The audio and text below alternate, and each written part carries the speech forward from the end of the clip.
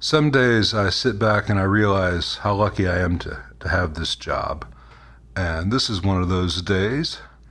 I've got two 50s tweed Fender Champs in.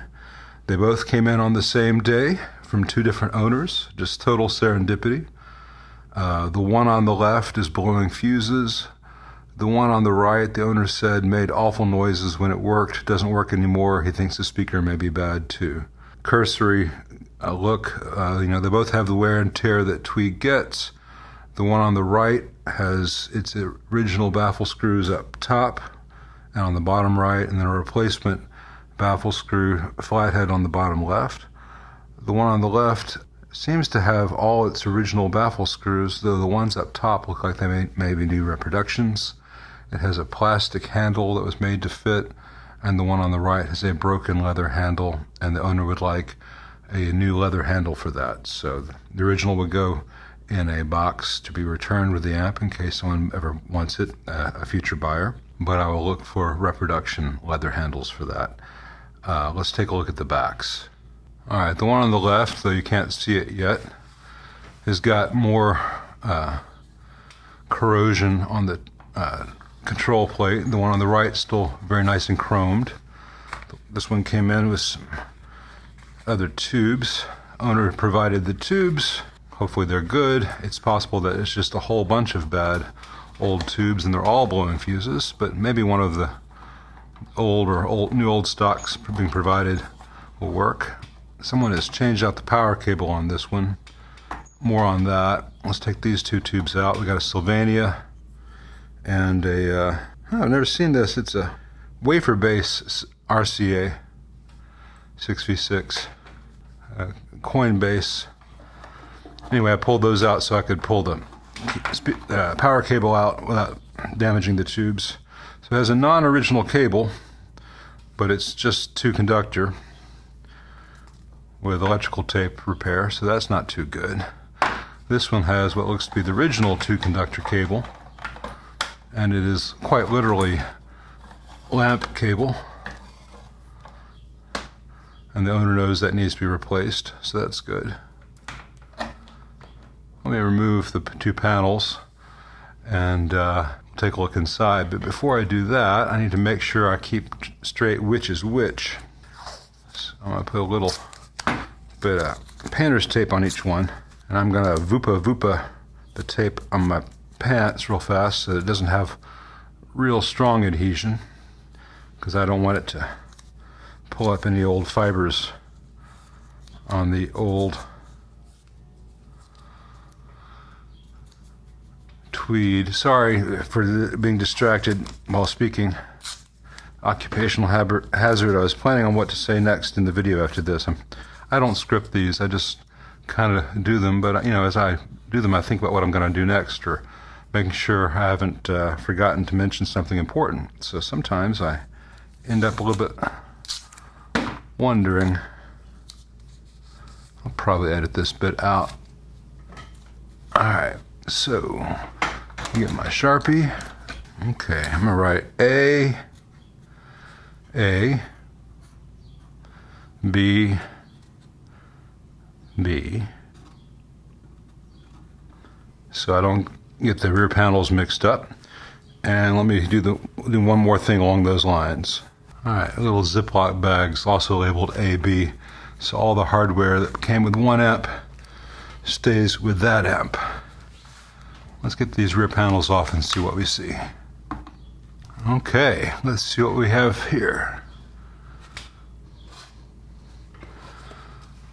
Okay, so what I have labeled as amp B has all its original caps. And the only thing that I see that's been changed is the power cable. And there's some wire here that doesn't quite make sense at first glance. It's got some diodes on the rectifier socket as well, and some taped off wires no longer in use. Given that it's got connections coming over here, it's like there's an additional power transformer installed inside this, because these wires for the heaters and the primary are actually going through the chassis through a little hole here. Whereas on this amp, which is more original aside from the replaced caps, everything's going to the power transformer stuff. All those things have been snipped off here, so this bears a little more investigation. Let's see. That's got a ceramic speaker in that one with a blue label, which I don't believe is period correct. I believe that's a later speaker. This one's got an Alnico of some sort. I don't know whether it's original to the amp yet or not. Needs more inspection. I think this is about as much as we can do long distance on these. So let's start the individual examinations. Let's start with amp A, because I think it's going to have a little less of a Charlie Foxtrot situation compared to amp B, which is also just barely hanging in here. Those screws aren't tight and it's been moving around. That's always fun. Both of the champs are 5F1s. According to the tube chart, this one is from very early in 57 and the other one is from middle of 59. This one has been recapped, not especially well, pretty sloppy tack soldering there. Aside from the tubes and cobwebs and some fraying on the speaker cable connections here, making sure they're both connected at the speaker itself, this thing doesn't look to be too hazardous other than the two conductor power cable. So I'm checking the fuse. Fuse seems okay. It's a 2.5 amp, so it's a little bit overrated. That's not the kind of thing that really worries me. And there's some pretty good bend here to the socket that holds the lamp. That can be fixed. Notice I'm not touching things willy-nilly in the amp because I've not checked the voltage, and it is plugged into the wall. I don't think there's going to be any voltage stored in there, but let's see if I'm correct about that. None of the caps have any visual sign of being bad. 0.165 volts, that's fine. Alright, let me do something fun here though. Got the amp powered off, and I've got it plugged into the wall, and I'm going to see what AC potential might be on the chassis itself right now. 110.6 volts potential on the chassis. It's because the two conductor is going to chassis through this cap. So if you were to be standing in a puddle of water and that cap failed, there is the potential for you to get zapped, because the entire wall voltage potential is between chassis and actual ground right now. That would be mitigated if I flipped the plug 180 degrees in the socket. I'm not going to do that. I'm just going to very carefully power the amp on and listen. Remember, that same potential to ground exists if a guitar is plugged in. So you're playing this amp, you're plugged in, you're holding your guitar, you reach over to talk to your buddy, he's got his amp plugged in his guitar is going into his amp, which, is grounded. All of a sudden you get grounded through his guitar strings and you get zapped. There's a reason I will not work on an amp and let it leave the shop with a two conductor cable. I'm not hearing anything. A little bit of crackle there. So let's check some DC points in this. Oh, as I knock the camera around, let's just see if we have DC where we ought to. So we've got 359, 342, 341, and the cathode we've got 20.4. On this plate, which we hear, we've got 338. At the feeding point for that plate, we've got 341. That's not much of a drop there. From 340 to 338. 338. It's like the cathode isn't conducting. Yep, and we have no DC here on this cathode right here. And that is more than likely just a bad 12AX7. Let me get my little pointer. There's all kinds of cobwebs in here, and dust, bunnies, dust bears, really. Dust bears. So let's just change out this 12AX7. It's a realistic lifetime. Someone scratched through on the tube chart where it says 12AX7 and hand wrote in 7025. For those of you who don't know, a 7025 is a 12AX7. It's just a 12AX7 rated for low noise and microphonics, hopefully. So here's a JJ 12AX7, which is also called an ECC 83. Okay, let that warm up and see if we should see two things happen besides the fact that we'll have sound. Is we should have a lot less voltage at the plates of these resistors, and we should have some DC voltage at this cathode. So now we got 1.5 volts here, and instead of 330 volts here, we've got 307 and 203, and we should have sound now. Yep. I'm going to grab a guitar and see what quality is sound, because the owner thought the speaker might be bad. Alright, let's see if we have sound. I got a Strat plugged in.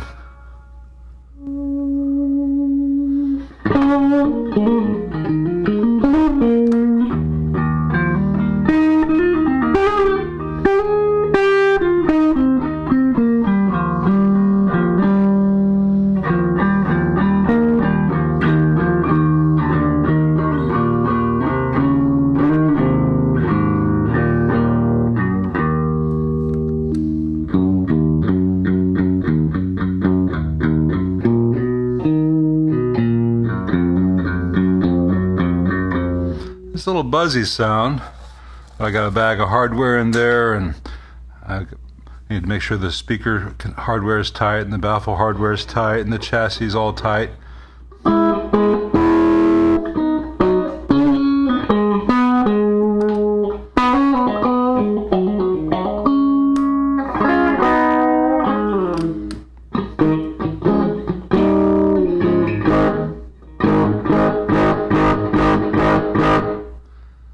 Let me turn the volume down. That might have clipped the mic.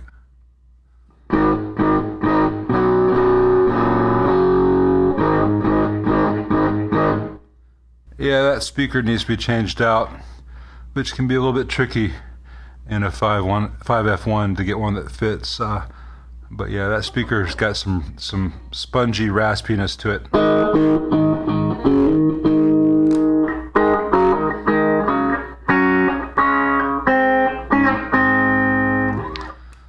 But for a 1956 amp, it's in really good shape.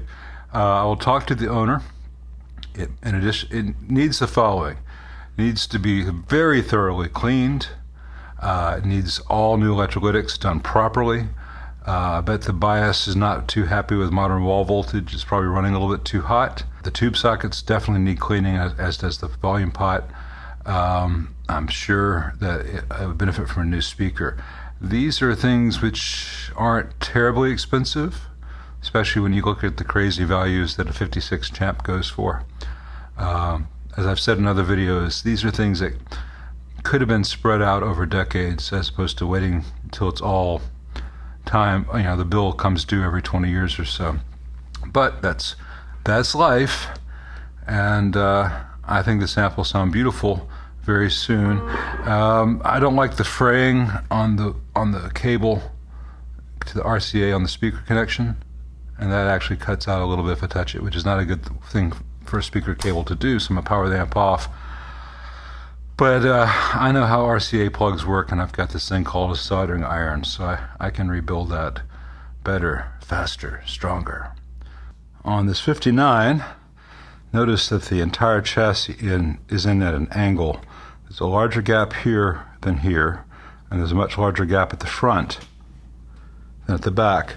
It's because the thing's at an angle, and it has to be, because when you see what this dental mirror has already shown me back here, I can't really show you that, but this chassis needs to come out. for us to be able to access all that. So let me disconnect the screw holding the power cable in and detach the speaker cable and pull this chassis and show you what's up.